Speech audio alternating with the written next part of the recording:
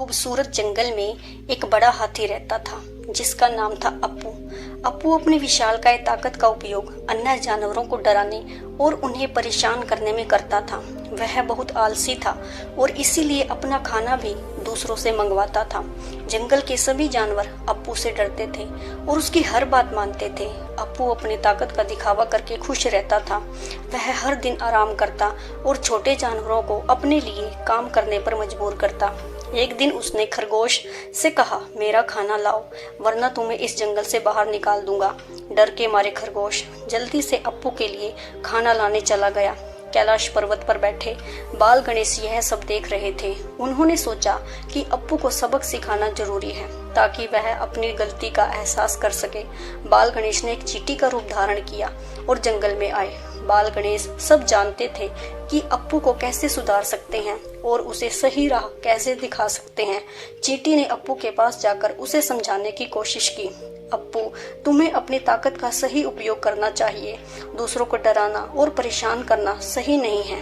लेकिन अप्पू ने चींटी की बात नहीं मानी और इनकार कर दिया और उसे अपने रास्ते से हट जाने को कहा। अप्पू ने कहा, तुम छोटी सी चींटी हो, मुझे मत सिखाओ कि मुझे क्या करना चाहिए।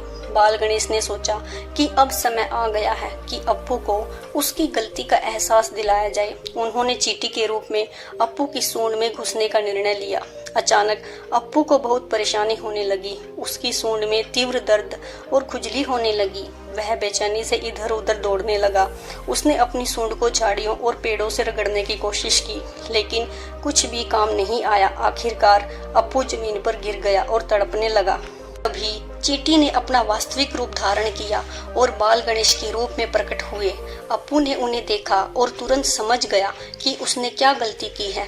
वह बाल गणेश के चरणों में गिर गया और माफी मांगने लगा। उसने कहा, भगवान गणेश, मुझे माफ कर दीजिए। मैं अब समझ गया हूँ कि मैंने गलत किया है। बाल गणेश ने अप्पू को क्षमा कर दिया और उसे समझाया कि अप्पू, तुम्हारी ताकत का उपयोग दूसरों की मदद करने और उनकी रक्षा करने के लिए होना चाहिए, न कि उन्हें डराने और परेशान करने के लिए। अप्पू ने बाल गणेश की बात को ध्यान से सुना और वचन दिया कि वह हमेशा अपनी ताकत का सही उपयोग करेगा और जंगल के सभी जानवरों की मदद करेगा। इसके बाद से अप्पू जंगल का सबसे मददगार और प्रिय जानवर बन गया। वह अब जंगल के अन्य जानवरों के लिए पानी लाता, उनके लिए खाना ढूंढता और किसी भी मुसीबत में उनकी मदद करता। एक दिन जंगल में आग लग गई। सभी जानवर इधर उधर भागने लगे। अप्पू ने तुरंत समझदारी दिखाई और अपनी ताकत का सही उपयोग करते हुए जंगल के तालाब से अपनी सूंड में पानी भरकर आग पर डालने लगा। अन्य जानवर भी उसकी मदद करने लगे और मिलकर आग पर काबू पा लिया। इस घटना के बाद सभी जानवर अप्पू की बहादुरी और उसकी मदद के लिए उसको बहुत सराहने लगे। Thanks for watching.